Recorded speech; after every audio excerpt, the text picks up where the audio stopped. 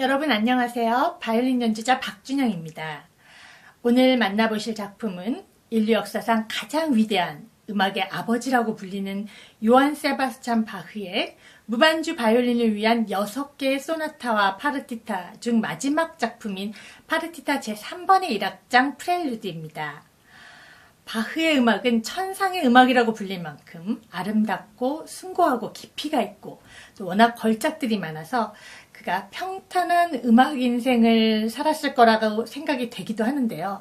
실제로는 그 누구보다 파란만장한 인생이었습니다.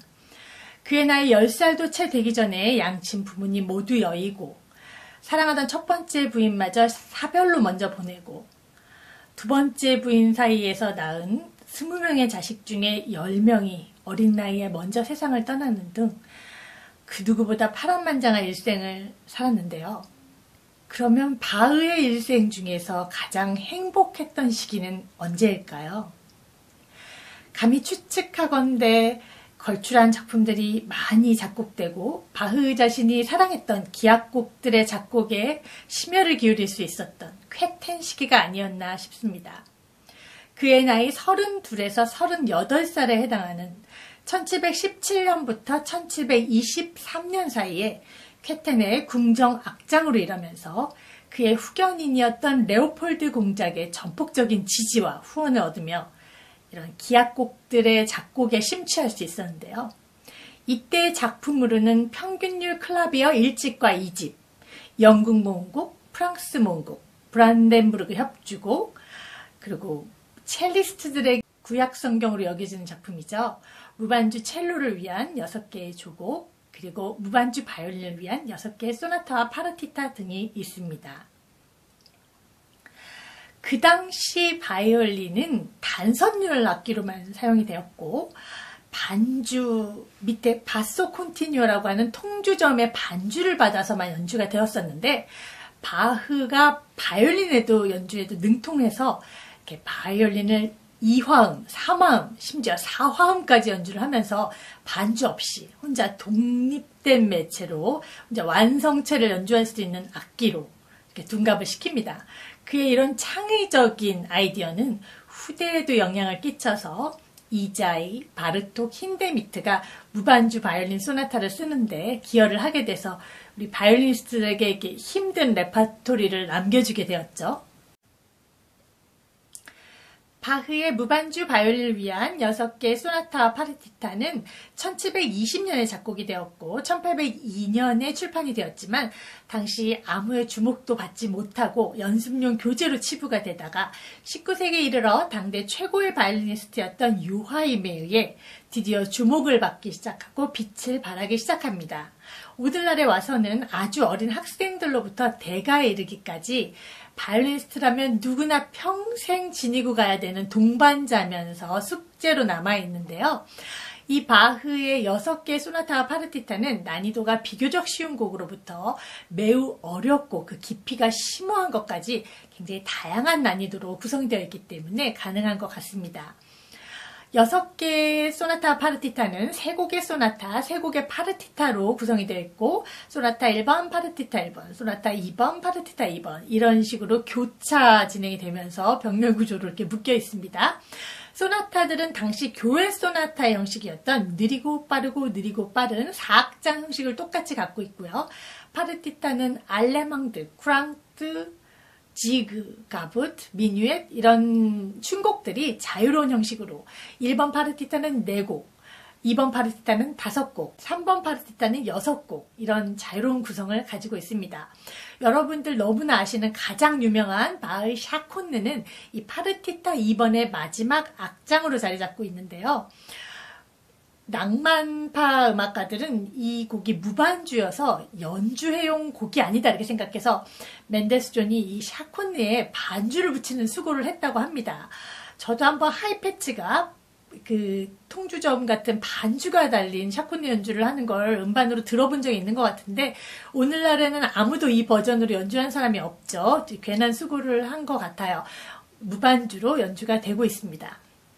오늘 공부할 마지막 곡인 파르티타 3번은 6개의 조곡으로 묶여진 모음곡이고 1악장 프렐류드는 이 곡 전체가 E 메이저로 밝고 명랑한 분위기를 갖고 있는데 그것의 시작을 알리는 굉장히 희망차고 경쾌한 멜로디로 구성되어 있습니다.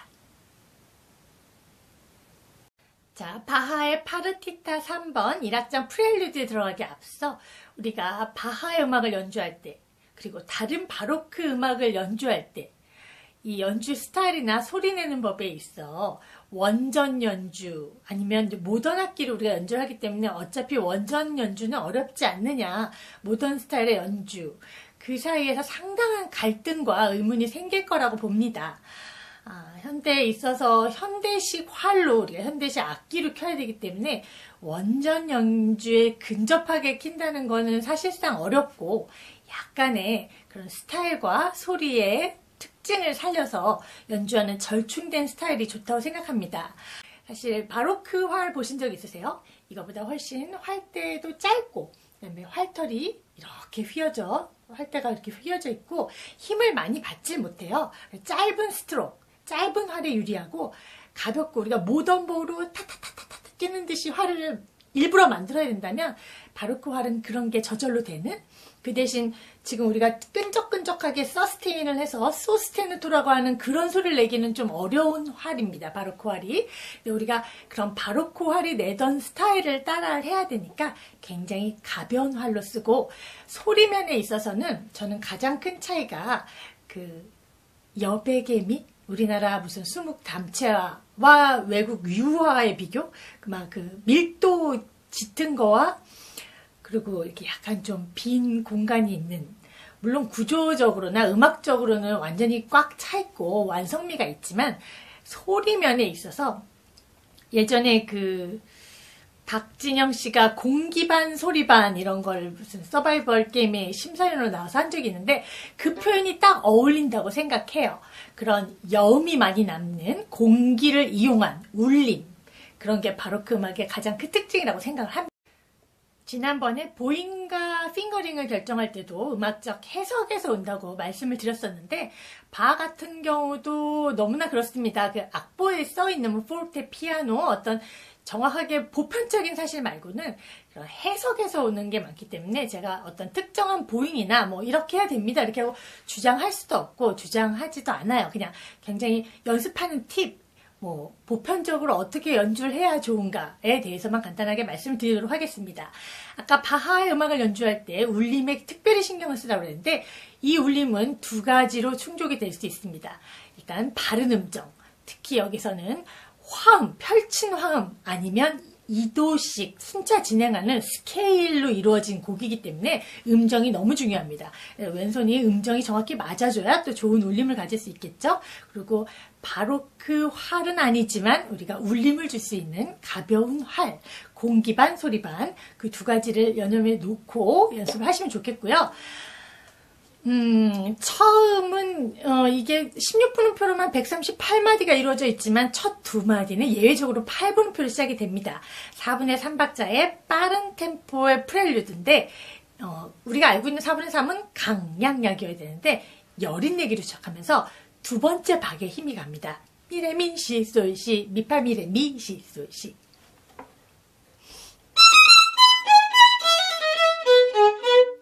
말씀드렸듯이 아주 밝고 경쾌하게 시작이 되지요. 이 내음들이 고르고 울림이 좋고 여유있게 소리가 다 잘 날 수 있도록 천천히 연습을 해주시고요.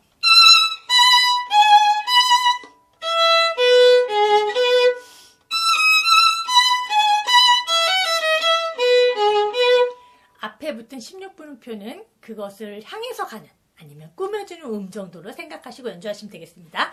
그 다음에는 주로 이제 두 번씩 동형 악구 반복이 나오는데, 같은 악구 두 번씩 나오면 한 번 크게, 한 번 작게 아시죠? 악보에도 정확히 써 있고요. 디미누엔도나 크레센도 하지 마시고 끝까지 포르테 유지하시고, 그리고 스비토 피아노로 바꿔줘서 크레센도 없이 끝까지 작은 거 유지하셔야 되는 거 포인트입니다.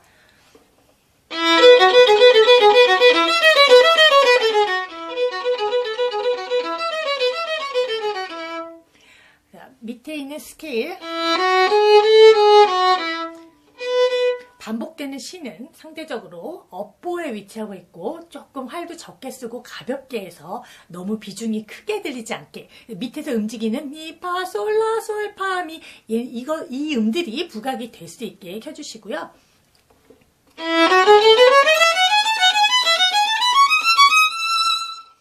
자, 이 곡의 조성인 E 메이저 스케일이죠. 천천히 정확하게 음정을 연습해 주셔야 됩니다. 샵이 많기 때문에 자칫 한 음이 잠깐만 올라가도 전체적으로 스케일이 다 망가지고 음정이 다 틀리게 돼요. 그러니까 천천히 개방성과 같이 연습을 좀 해주셨으면 좋겠어요.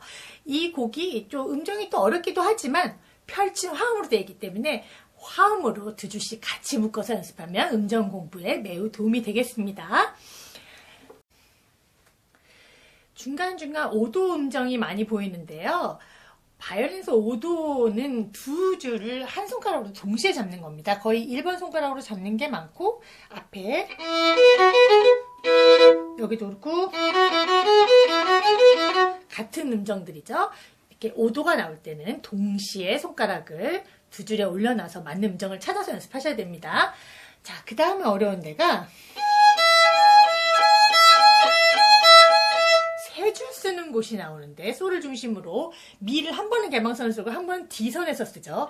이 미 음정도 상당히 중요하지만 사실은 이 처음에 나오는 이 솔샵 중요하고 그 다음에 마디를 지나가면서 한 음씩 바뀌어요. 이렇게 컬러 체인지가 뭐 빨간색, 주황색, 노란색, 연두색 이렇게 바뀌듯이 한 음씩 바뀌는데 그 바뀌는 음정에 치중하고 그 음정들이 부각되게 좀 켜줍니다.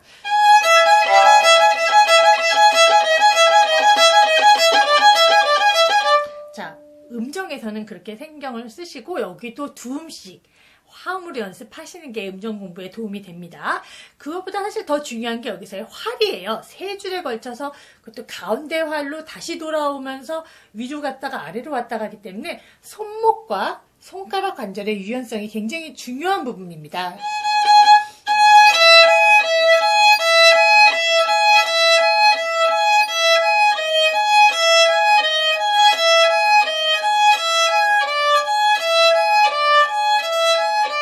이 관절들이 충분히 풀어질 수 있도록 천천히 힘을 빼고 연습을 많이 해서 조금씩 속도를 높여서 빠른 속도에서도 굉장히 매끄럽게 줄이 헛갈리거나 굉장히 지저분한 소리가 나지 않게 정확하게 A, E, A, D 줄 크로식이 왔다 갔다 완벽하게 이루어지도록 연습하면 좋겠습니다. 16분음표로만 이렇게 길고 긴 곡이 유지가 되는데 중간중간 스트로크가 뭐 슬러가 들어가기도 하고 이렇게 크러싱이 서로 다르게 엮이면서 굉장히 다양한 보우 스트로크가 나와요. 섹션별로 음정과 활이 완전히 익숙해질 때까지 나눠서 천천히 연습하는 걸 권장을 하고요. 그 다음에 조금 이제 익숙해지면 그것들 다 붙여서 쭉 가는 연습도 많이 하셔야 됩니다. 인템포 갔을 때 음정 컨트롤 하기도 이게 또 워낙 다양한 우리가 평상시에 안 쓰는 그런 포지션의 음정들도 많이 나오고 그다음에 활이 굉장히 신속하게 바뀌어줘야 되는 게 많기 때문에 사실 약간 순발력이 많이 필요해요. 그리고 끝까지 이렇게 힘을 컨트롤할 수 있는, 힘 조절을 잘 분배할 수 있는 그런 에너지도 필요합니다. 그래서 빠른 연습도 굉장히 많이 해야 되는 곡입니다. 그래서 앞에 나온 대로 음정은 이제 펼친 화음, 그 다음에 스케일 위주로 연습해서 화음으로 나왔을 때는 개방선 내지는 같이 나오는 화음으로 해서 음정 연습을 하고 활은 완전히 관절들이 다 풀려서 좋은 소리, 좋은 울림, 깨끗한 소리가 날 수 있도록 천천히 연습하시고 그 다음에 속도를 높여가세요.